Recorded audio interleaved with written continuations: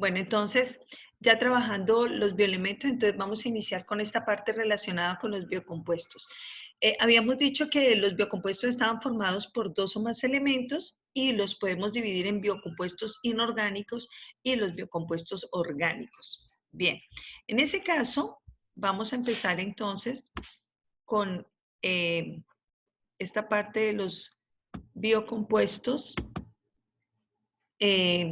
Diciendo que son las moléculas fundamentales a nivel de la vida, ¿no? Cuando hablamos de un ser vivo que realiza todas las funciones vitales, las moléculas son fundamentales para, a nivel de las células como tal, para poder realizar todas esas funciones vitales, ¿no? Hablamos desde los organismos unicelulares hasta los organismos pluricelulares, ¿no? Estos biocompuestos son esenciales a nivel de los seres vivos.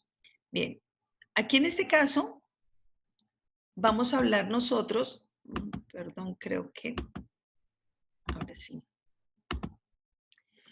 A nivel de los seres vivos, entonces decimos que vamos a dividirlos en dos, las biomoléculas orgánicas y las inorgánicas como tal. Entonces, si vamos a hablar de las inorgánicas, son aquellas cuyo elemento principal no es el carbono, ¿no? Y las orgánicas tienen como elemento principal al carbono como tal. En ese caso, si hablamos de las inorgánicas, entonces encontramos nosotros al agua, y además del agua, también encontramos a las sales. Hablamos, por ejemplo, el cloruro de sodio, que es uno de las biomoléculas esenciales a nivel de nuestro organismo, fundamental a nivel de todas las funciones del cuerpo, y inicialmente partimos de lo más pequeño que es la parte celular, ¿no?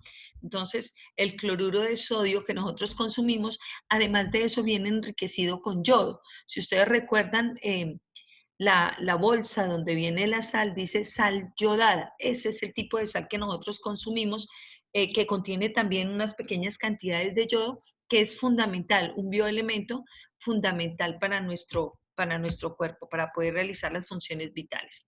Bien,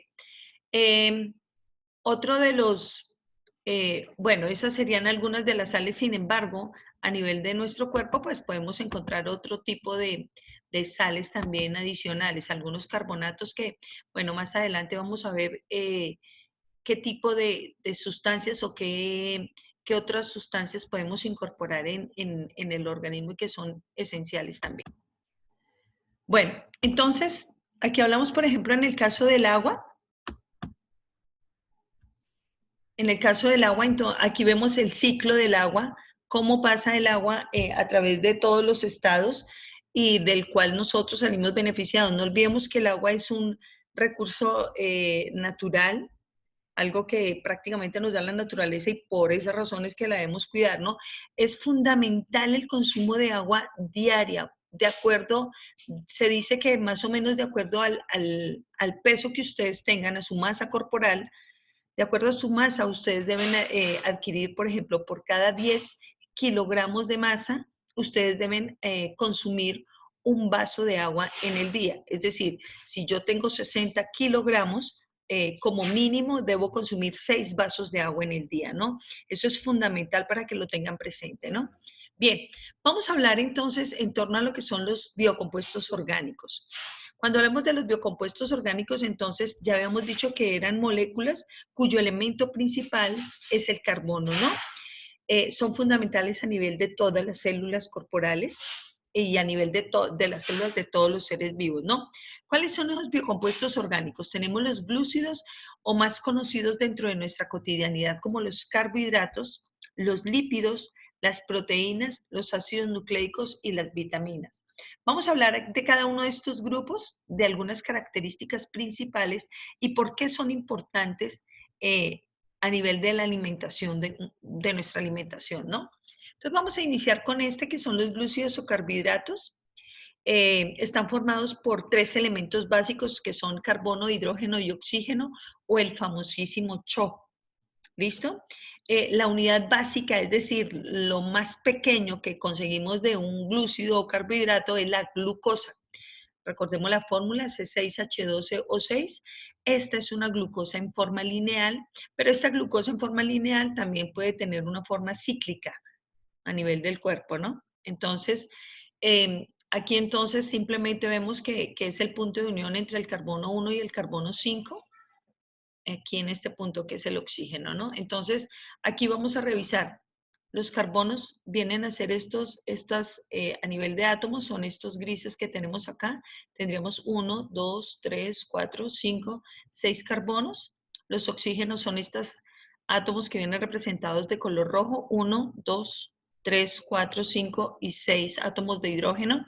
Y los pequeños, en color grisáceo un poco más claro, vienen a ser los hidrógenos como tal. 1, 2, 3, 4, 5, 6, 7, 8, 9, 10, 11 y 12. Esa será la molécula de glucosa. Bien, aquí es importante tener en cuenta también que a los glúcidos o carbohidratos también se les llaman sacáridos, azúcares, osas y glúcidos como tal. ¿Por qué? Porque tiene una característica dulce. Esa es, por esas razones que se les da esos nombres como tal. Bien, vamos a ver entonces aquí alguna de las clases de glúcidos o carbohidratos, cómo se pueden agrupar estos tipos de glúcidos, ¿no? Pero antes de eso vamos a hablar de la principal función del glúcido, es la parte energética, ¿no? El glúcido o los carbohidratos son nuestra principal fuente de energía. A nosotros, en nuestra dieta alimenticia, ellos son fundamentales para poder restablecer y recuperar las kilocalorías que nosotros eliminamos todo el tiempo. Así ustedes se encuentran en reposo, con cualquier actividad, con el hecho de caminar, por ejemplo, en su casa, están empezando a requerir energía. Entonces, para poderla recuperar, entonces es importante incluir dentro de la dieta los glúcidos. Pero viene la otra situación. Si no eliminan mucha energía, no están haciendo mucho ejercicio, entonces, pues hay que regular el consumo, la ingesta de este tipo de biocompuesto como tal, ¿no? Entonces hay que tener mucho cuidado y eso lo vamos a ver más adelante. Bueno, también son importantes los carbohidratos porque nos permiten el ahorro de proteínas. ¿Qué quiere decir? Que cuando mi cuerpo no tiene carbohidratos, mi cuerpo le echa mano primero a los lípidos. Y cuando no hay suficientes lípidos, entonces le echa mano a las proteínas. Entonces, los glúcidos son importantes porque nos permiten ahorrar las proteínas que son esenciales en la formación de tejidos en el cuerpo, músculos, tejido óseo, en fin, y en la regulación del metabolismo de las grasas. Por esa razón decimos que si yo consumo pocos glúcidos o pocos carbohidratos como tal, mi cuerpo va a requerir más proteína y más grasa como tal. Entonces le echa mano a eso, ¿no? Y a nivel estructural, los glúcidos o carbohidratos ayudan a formar una parte a nivel del cuerpo, una parte que es esencial y es en el aporte energético como tal, ¿no? Y formando unas estructuras cuando forman las glucoproteínas, o sea, la unión de un glúcido con una proteína que forman ayudan a formar estructuras a nivel del cuerpo. Bien, bueno. Existen dos tipos de carbohidratos, los que son simples y los que son complejos. Los simples son los que nosotros podemos asimilar sin ningún problema. Por ejemplo, como el azúcar de las frutas. El azúcar de la fruta lo llamamos la fructosa. eh, la glucosa como tal natural, esos son carbohidratos simples, ¿no? Eh, Cuando hablamos, por ejemplo, de la miel es un carbohidrato muy sencillo y de fácil digestión. Pero cuando yo hablo de un azúcar complejo, un carbohidrato complejo, aquí ya estamos hablando de, por ejemplo, los almidones, el almidón que encontramos en la papa, en la yuca. Entonces, esas son moléculas un poco más complejas por la cantidad de glucosas que contiene, ¿no? Entonces, ahí hay que tener muchísimo cuidado, por ejemplo, en el tipo de consumo de estos tipos de alimentos. En forma exagerada, ¿no? Es importante consumirlos, sí, pero en forma exagerada no es muy bueno. No es que sean, los carbohidratos no son buenos ni son malos, uno no puede catalogarlos de esa manera, ¿no? Todos son fundamentales a nivel de nuestro cuerpo, pero en pequeñas porciones o de acuerdo a los requerimientos que nosotros necesitamos a diario, ¿no? Bien, listo. Vamos a ver, por ejemplo, aquí la clasificación de los glúcidos según el número de carbonos. Entonces, hay unos que llamamos monosacáridos. Los monosacáridos tienen entre 3 y 7 carbonos. Entonces, vamos a ver, por ejemplo, estos de 3 carbonos. Tienen 1, 2 y 3 carbonos. No olvidemos que cada carbono debe tener 4 enlaces. Bueno, aquí en el primero me faltó el enlace del hidrógeno. Bien, aquí tenemos entonces 1, 2, 3 carbonos.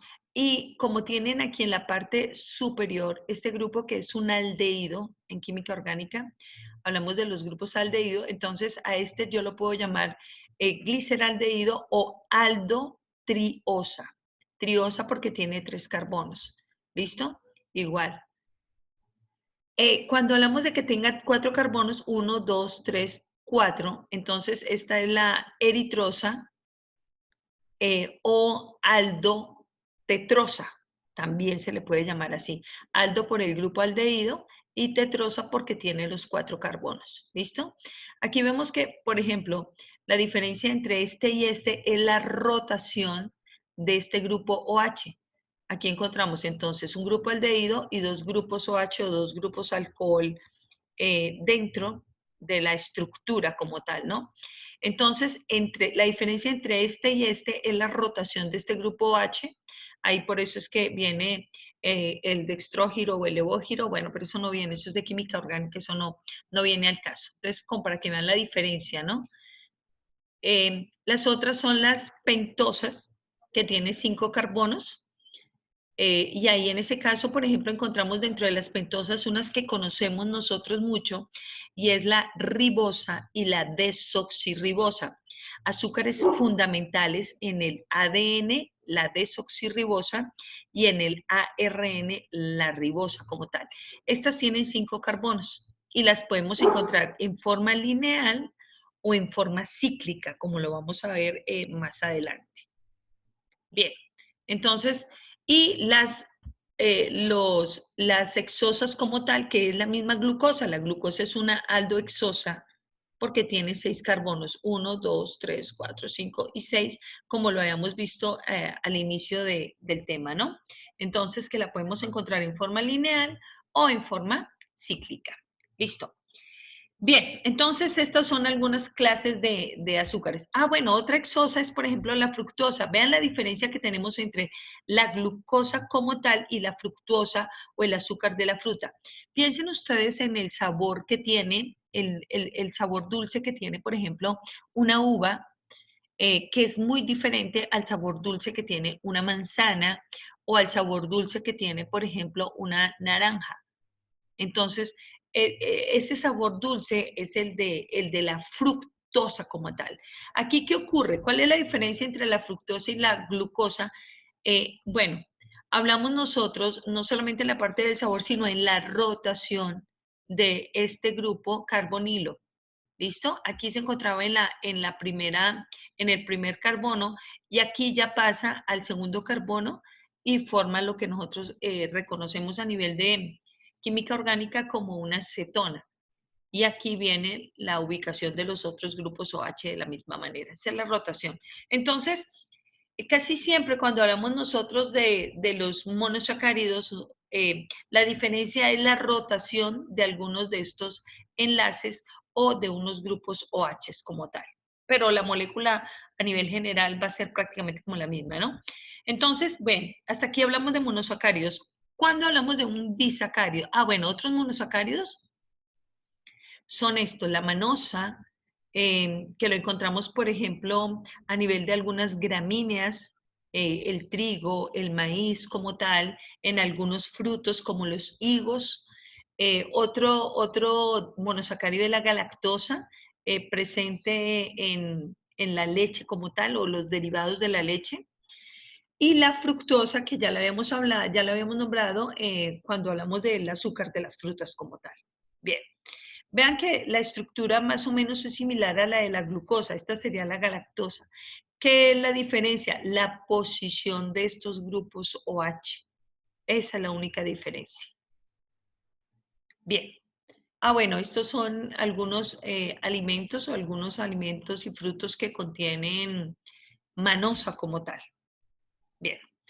Vamos a hablar de los disacáridos. ¿Qué es un disacárido? Entonces, un disacárido es una molécula que está formada por dos monosacáridos.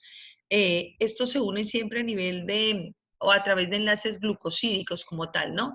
Entonces, bueno, voy a ir aquí a la pantalla para poderles explicar un momentico esa parte. Vamos a imaginar la situación. Voy a ir aquí a la pizarra. Es algo más o menos así, ¿no? Tenemos aquí nosotros, vamos a tratar de dibujar aquí una glucosa como tal. Bien, vamos a ver. Vamos a ver que nos quede bien. Vamos a tratar aquí de hacerlo. No me va a quedar perfecta, pero bueno, ahí vamos a hacer un acto de fe y vamos a imaginar que es perfecta. Listo. Bien, listo. Entonces aquí vamos a colocar el oxígeno como tal. Aquí voy a colocar el CH2OH o el sexto carbono. Y aquí cada uno de estos carbonos, si recuerdan ustedes la parte de química orgánica, cada unión es cuando tengo yo un carbono, es el punto que me indica que tengo un carbono. Aquí le voy a colocar un grupo OH, aquí le voy a colocar otro grupo OH, aquí vamos con el otro grupo OH, muy bien. Y aquí tendríamos el otro grupo OH y aquí yo digo que esto es una glucosa como tal. Muy bien.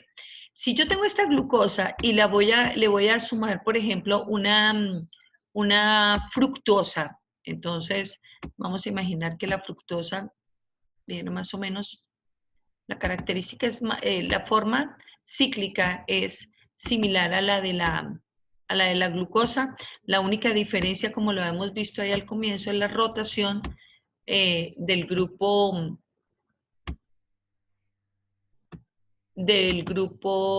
de la acetona como tal, ¿no? El grupo aldehído que aquí prácticamente pasa a ser una acetona. Bien, y aquí, listo. Bueno, ahora sí, entonces aquí vamos a colocar el grupo, el oxígeno como tal. Aquí la composición es la misma de la glucosa, es decir, tiene 6 carbonos, tiene 12 hidrógenos y tiene 6 oxígenos como tal. Bien, aquí voy a colocarle aquí un OH. Aquí le voy a colocar el otro grupo OH. Bien. Y aquí este grupo OH. Y aquí le voy a colocar el otro grupo OH. Listo, vamos a imaginar que esto es una fructosa como tal. Entonces vamos a decir que en este caso entonces yo tengo la glucosa y vamos a imaginar que esta es una fructosa. Vamos a suponer que esta es la fructosa. Muy bien, ¿qué ocurre? Cuando yo uno la glucosa más la fructosa, entonces aquí es donde prácticamente este hidrógeno que tenemos acá, este grupo OH se une con el hidrógeno de esta molécula y aquí nos va a formar una molécula de agua que va a salir.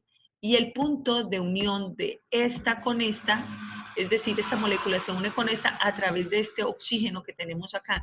Entonces aquí me quedaría la misma estructura. Bueno, vamos a tratar de hacerlo. Voy a borrar aquí. Es para poderles explicar cómo es que ocurre esa reacción y esa síntesis para poder formar un disacárido, ¿no? Aquí, bueno, vamos a imaginar que aquí van ustedes a hacer un acto de fe y van a imaginar que está perfecto. ¿Listo? Aquí tendríamos el CH2OH de la glucosa como tal. Y aquí viene la parte esencial, ¿no? Esta se une con esta a través de este oxígeno. Entonces, aquí tenemos el oxígeno como tal, que va a ser el punto de unión de las dos moléculas. Listo. En ese caso, si yo hablo de este disacárido, bueno, aquí me faltaría agregarle los grupos OH como tal. OH, OH. y aquí el otro grupo OH. Aquí iría el CH2OH igual. Y aquí vamos a agregar en los otros carbonos los demás grupos OH para poder terminar aquí nuestra estructura como tal. Bien, en este caso tenemos ya la formación de un disacárido que viene a ser este que estamos aquí terminando de elaborar. Este va a ser un disacárido y como es la unión entre una fructosa y una glucosa, a este lo vamos a llamar nosotros sacarosa. De pronto han oído hablar de la sacarosa, pero si no han oído hablar de la sacarosa, es sencillo. ¿Han comido caña de azúcar? ¿Han probado la caña de azúcar? La caña de azúcar tiene un sabor característico, es un sabor especial. Es por eso, porque el azúcar de la caña se llama así, sacarosa. Y esta es más o menos como la fórmula estructural de esa sacarosa como tal. Es un disacárido, ¿no? Entonces, bueno, aquí vuelvo a la pantalla. Bien. Bueno, aquí entonces tenemos la sacarosa. La sacarosa se forma cuando unimos una glucosa más una fructuosa. La lactosa, que es la que obtenemos cuando tenemos la unión entre una glucosa más una galactosa, es decir, la unión de dos monosacáridos, como le hemos dicho, a través de esos enlaces. Ese enlace que tiene con el oxígeno se llama un enlace glucosídico, ¿no? Muy bien. Y esta lactosa es el azúcar presente en la leche. Y tenemos finalmente a la maltosa, que es otro disacárido, que es cuando unimos dos glucosas entre sí, que es el azúcar de la malta. Cuando ustedes prueban la ponimalta, entonces notan ese sabor del dulce que es diferente a los otros, y aquí es donde decimos que posee el azúcar, ese azúcar de la malta, que es la maltosa como tal. Muy diferente a la manosa que habíamos hablado inicialmente, ¿no? Bueno, en este caso, entonces, otro punto, ¿no? Cuando nosotros hablamos de estos trisacáridos y decimos que están formados por la unión de 3 monosacáridos en cadena, entonces, esto es un claro ejemplo de eso, ¿no? Uno sería la rafinosa, presente, como les decía, en la remolacha, el azúcar de la remolacha. Y aquí vean los grupos OH que tiene, la cantidad de grupos OH que tiene en este caso. Tiene bastantes grupos OH dentro de la estructura. Ah, bueno, esta no es de la rafinosa, esta es de la cestosa. Bien, aquí entonces, no, esta no es la cestosa tampoco. Una maltotriosa.